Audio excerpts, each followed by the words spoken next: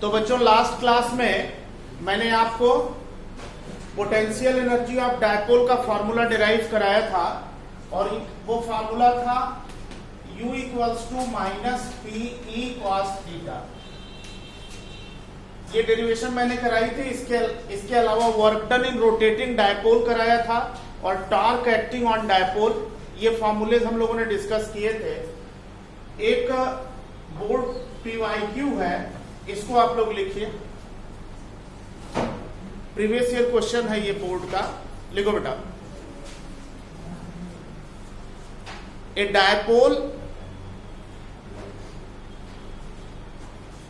dipole has charge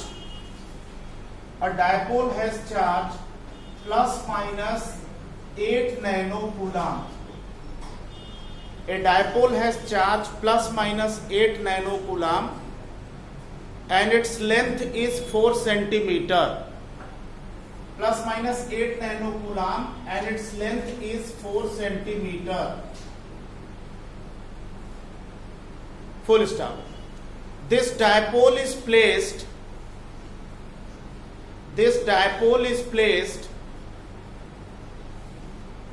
at angle 60 degree. This dipole is placed at angle 60 degree to the electric field direction.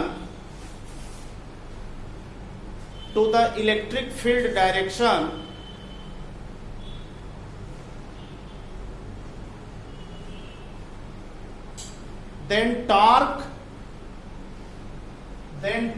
acting on the dipole is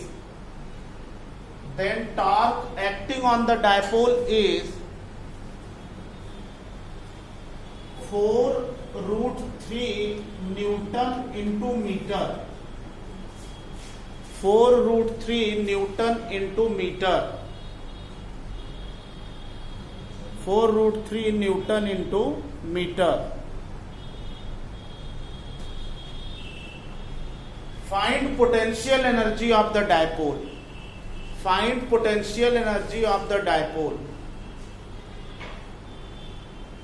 Find potential energy of the dipole. देखिए बेटा, आपको करना क्या है इसमें, ध्यान से देखिए। Torque P E sin theta, P sin theta and theta given is 60 degree. What is torque given? Torque कितना दिया हुआ है? 4√3. डायपोल मूवमेंट का फॉर्मूला आपको क्या बताया था मैंने? डायपोल मूवमेंट होता है charge into separation, charge into Q into 2L। Dipole की टोटल लेंथ कितनी दे रखी है? 4 सेंटीमीटर। डायपोल की टोटल लेंथ कितनी दे रखी है? 4 सेंटीमीटर। इसका मतलब 2L की लेंथ 4 सेंटीमीटर दे रखी है। भाई दो चार्जेस के बीच की लेंथ हमने डायपोल में 2L ली थी और डायपोल लेंथ 4 सेंटीमीटर दी हुई है, तो 2L की वैल्यू 4 सेंटीमीटर दे रखी है। Is this clear?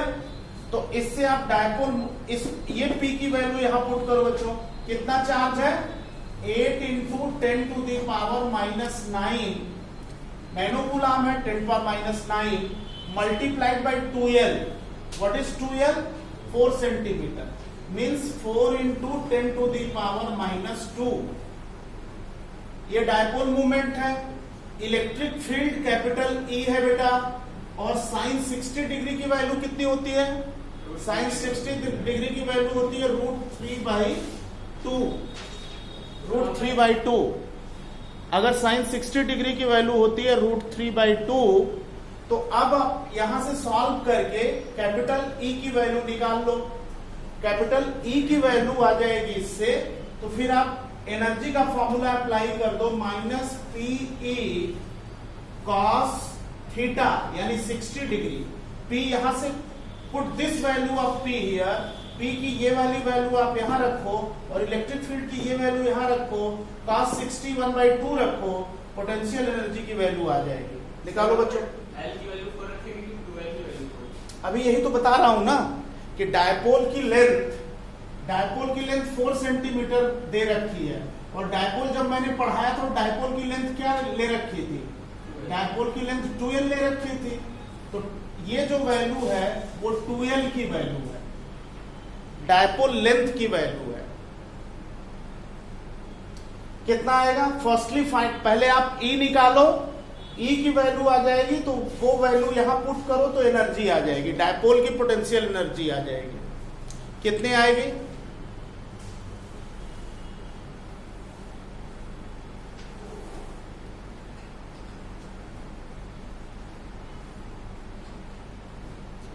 Electric field कितना आ रहा है इसको सॉल्व करने से? इलेक्ट्रिक इंटेंसिटी की वैल्यू कितनी आ रही है?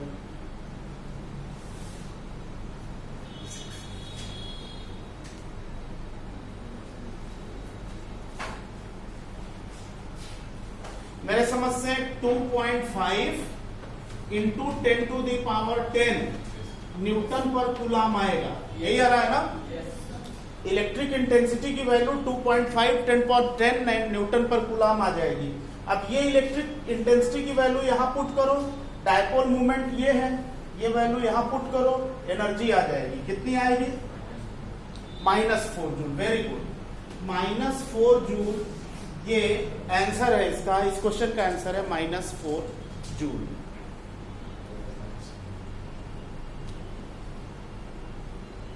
ठीक है बच्चों, क्लियर? तो इस तरह से ये जो है PYQ था जो हम लोगों ने डिस्कस किया इलेक्ट्रिक डायपोल का। अब एक हेडिंग आप यहां पे डाल दो, एक हेडिंग आप यहां पे डाल दो। इसको कहते हैं डायपोल इंटरेक्शन,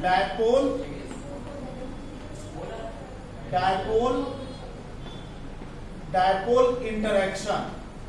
ये जो टॉपिक है बेटा, ये जेईई नीट के पॉइंट ऑफ व्यू से आप इसको देख सकते हैं।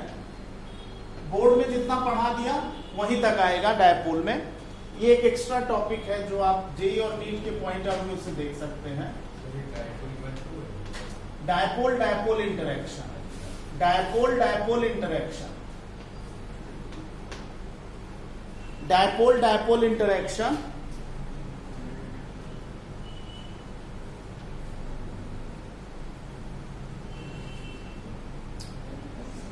डायपोल इंटरेक्शन देखो बेटा, पहला इसमें जो केस है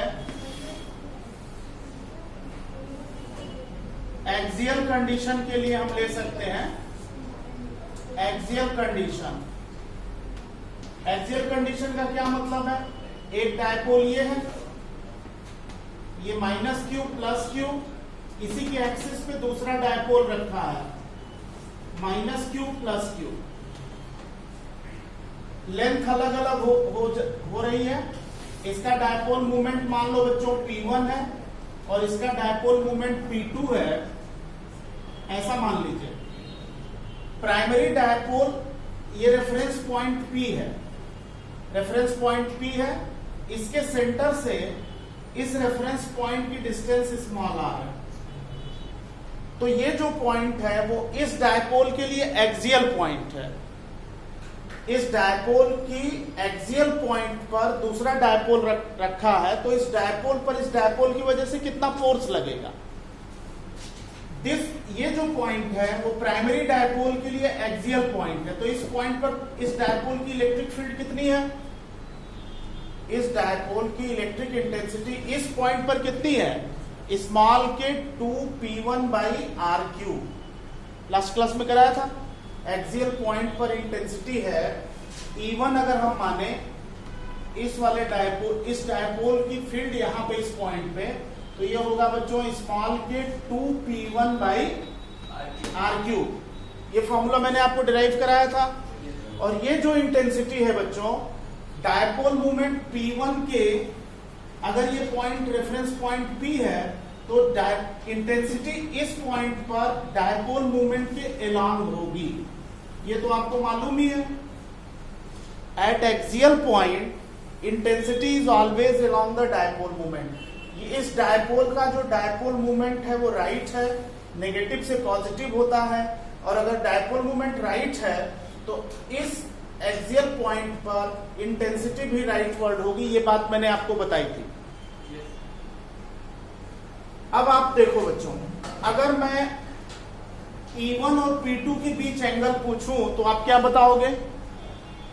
जो सेकेंडरी डायपोल है उसका डायपोल मूवमेंट इलेक्ट्रिक फील्ड के पैरेलल है या एंटी पैरेलल है? तो एंगल कितना हुआ?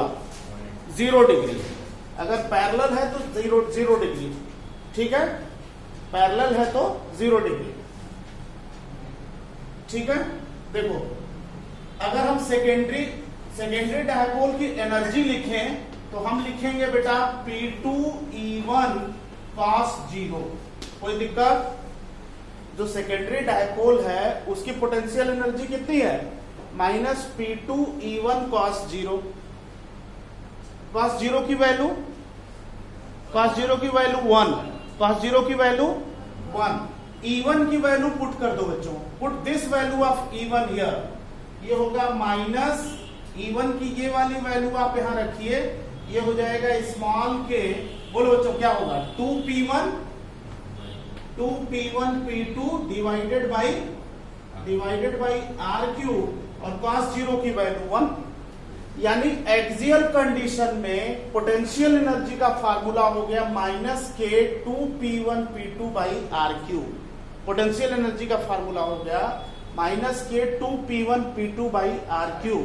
अगर दो डायपोल एक्सियल कंडीशन में लाई करेंगे तो अब आप जानते हो कि फोर्स निकालना है, तो फोर्स के लिए फार्मूला आपने पढ़ा हुआ है माइनस du बाई dr, ठीक है ना भाई? अगर हम एनर्जी या वर्क को डिफरेंशिएट करते हैं तो फोर्स आ जाता है, क्योंकि आपने 11th में पढ़ा होगा W is equal to minus integration FDR, याद है? वर्क डन एनर्जी है, वर्क डन क्या है? एनर्जी है। अगर हम फोर्स को इंटीग्रेट करेंगे तो वर्क डन आएगा, और अगर वर्क डन को डिफरेंशिएट करेंगे तो फोर्स आएगा। आपको फोर्स से एनर्जी निकालनी है तो आप इंटीग्रेट करते हो, ये फॉर्मूला है वर्क एनर्जी पावर में। और अगर इसका जस्ट रिवर्स कहें तो फोर्स निकालना है तो जो एनर्जी है उसको डिफरेंशिएट करना पड़ेगा। हमेशा के लिए याद कर लो बच्चों, एनर्जी को डिफरेंशिएट करने से फोर्स आता है और फोर्स को इंटीग्रेट करने से एनर्जी आती है या वर्क डन आता है। Is this clear? अब इसको आप डिफरेंशिएट करो बच्चों, ये जो वैल्यू u की है इसको डिफरेंशिएट करके बताइए कितना आएगा?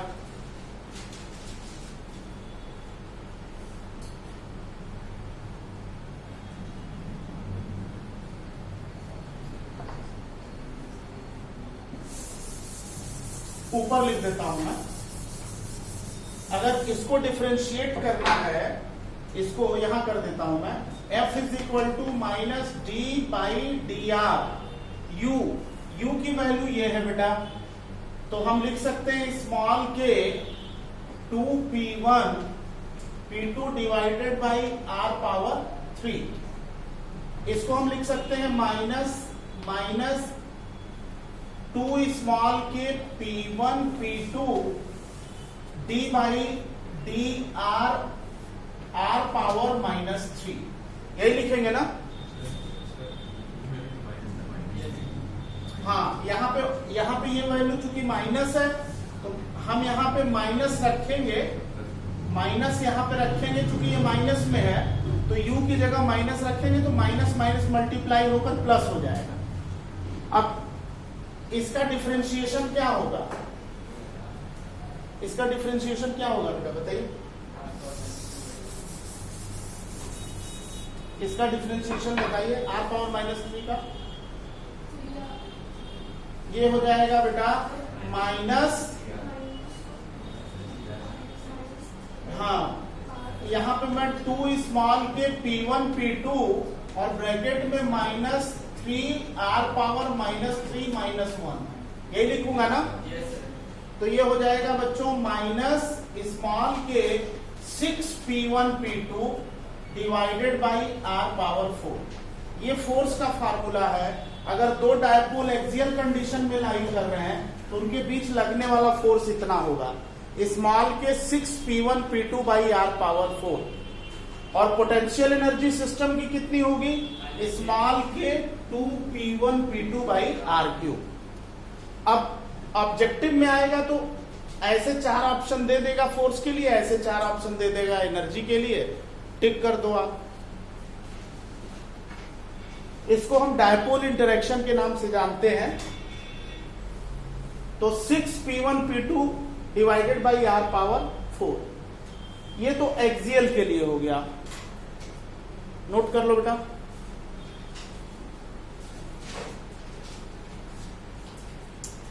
दो डायपोल एक्सियल पॉइंट पे हैं तो उनके बीच लगने वाला फोर्स कितना होगा, स्मॉल के 6p1p2 divided by R power 4, और दोनों सिस्टम की पोटेंशियल एनर्जी कितनी हो जाएगी, k2p1p2 बाई आर पावर 3। अब अगर इक्वेटोरियल की बात करें, एक डायपोल के इक्वेटोरियल पॉइंट पे दूसरा डायपोल लाई कर रहा है। अगर इक्वेटोरियल की बात करें, देखो बेटा, इक्वेटोरियल पॉइंट की बात करें तो ये डायपोल है, इस डायपोल के इक्वेटोरियल पॉइंट पे ये पॉइंट है, यहां पे दूसरा डायपोल लाई कर रहा है। दोनों डायपोल की लेंथ अलग अलग है, इसका डायपोल मोमेंट P1 है और इसका डायपोल मोमेंट P2 है, इसका डायपोल मोमेंट P2 है, ये डिस्टेंस R है, ये डिस्टेंस R है। प्राइमरी डायपोल के लिए ये इक्वेटोरियल पॉइंट है बच्चों, प्राइमरी डायपोल के लिए ये इक्वेटोरियल पॉइंट है। तो इक्वेटोरियल पॉइंट पे फील्ड कितनी होगी, E1 स्मॉल के P1 by R cube. Dipole movement ऊपर है तो फील्ड किधर होगी, इस पॉइंट पे। डायपोल मूवमेंट अपवर्ड, इस पॉइंट पर इलेक्ट्रिक इंटेंसिटी किधर होगी, डाउनवर्ड। Very good, E1।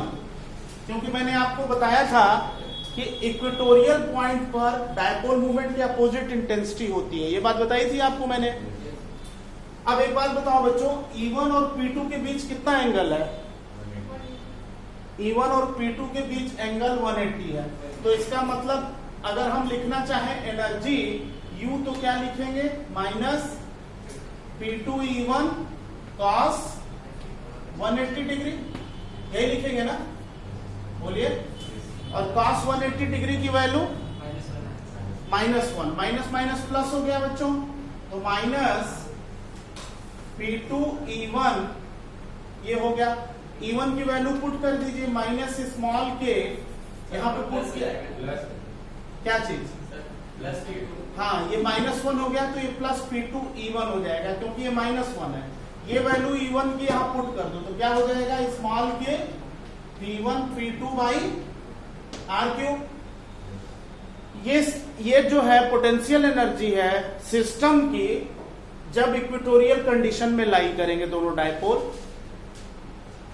और एनर्जी से फोर्स निकालना है, कैसे निकलेगा, डिफरेंशिएट करके। बताओ कितना आएगा, सॉल्व करके बताओ बच्चों।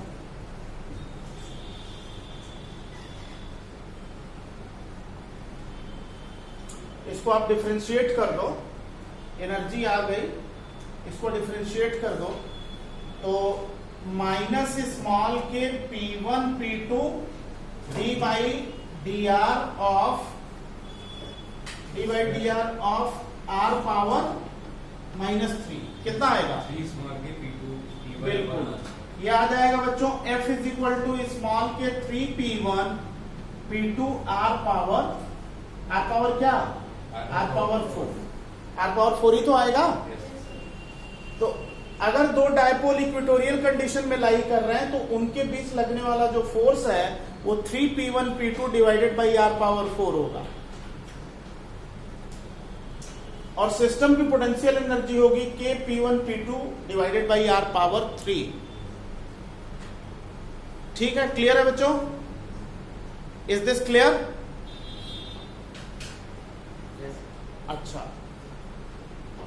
तो इस तरह से अब मैं आपको एक बहुत इंपॉर्टेंट टॉपिक करा रहा हूं। हेडिंग डाल दो बच्चों, डायपोल जो कि फर्स्ट एप्लीकेशन था इंटेंसिटी का, सेकेंड एप्लीकेशन में हेडिंग डाल दीजिए electric intensity due to continuous charge distribution. Electric intensity due to continuous charge distribution. Electric intensity due to continuous charge distribution. Board के लिए एनसीईआरटी में पेज 37 पे ये डेरिवेशन दी हुई है। Electric intensity due to continuous charge distribution. देखो बच्चों, कंटिन्यूअस चार्ज डिस्ट्रीब्यूशन बोलते हैं continuous charge distribution. Continuous charge distribution, intensity due to continuous charge distribution, ये पेज 37 एनसीईआरटी। इसमें कंटिन्यूअस चार्ज डिस्ट्रीब्यूशन में सर्कुलर रिंग, देखो बच्चों आपको बोर्ड में क्या करना है, कंटिन्यूअस चार्ज डिस्ट्रीब्यूशन में केवल सर्कुलर रिंग पढ़ना है। सर्कुलर रिंग की एक्सिस पर इलेक्ट्रिक इंटेंसिटी का फॉर्मूला डिराइव कीजिए, उसी पर बेस्ड न्यूमेरिकल आएगा। बोर्ड के सिलेबस में केवल यही है, लेकिन जेई और नीट के सिलेबस में रॉड या लाइन चार्ज है, इसके अलावा रिंग के अलावा डिस्क है। ठीक है ना, समझ गए आप बात को? तो इसमें पहले हम जो बोर्ड में है वो डिस्कस करते हैं। कंटिन्यूअस चार्ज डिस्ट्रीब्यूशन, पहला linear charge density, charge per unit length, पहले बता चुका हूं मैं। कंटिन्यूअस चार्ज डिस्ट्रीब्यूशन का मतलब समझते हो? कंटिन्यूअस चार्ज डिस्ट्रीब्यूशन का मतलब है कि जैसे एक रॉड है, उसको चार्ज दिया तो चार्ज उसके पूरे बॉडी पे फैल गया, इसको कहते हैं कंटिन्यूअस चार्ज डिस्ट्रीब्यूशन। एक सर्कुलर रिंग है, इसको चार्ज दिया, चार्ज इसके पूरे सरफेस पे यूनिफॉर्मली स्प्रेड कर गया, तो ये कंटिन्यूअस चार्ज डिस्ट्रीब्यूशन है। बात समझ में आई बच्चों? तो इसमें पहला है linear charge density lambda Q by L, बताया था ना। दूसरी जो चार्ज डेंसिटी उस क्या बताया था आपको, बताइए? सरफेस चार्ज डेंसिटी सिग्मा, क्या बताया था? क्यू बाई ए, याद है ना। तीसरा जो बताया था आपको मैंने, rho volume charge density q by v. Linear charge density q by l, q by a, q by v. ठीक है, क्लियर? इसमें इस पर बेस्ड जो फर्स्ट डेरिवेशन है वो आप लिख लो, electric intensity due to charge circular ring. Electric intensity due to charge circular ring. Electric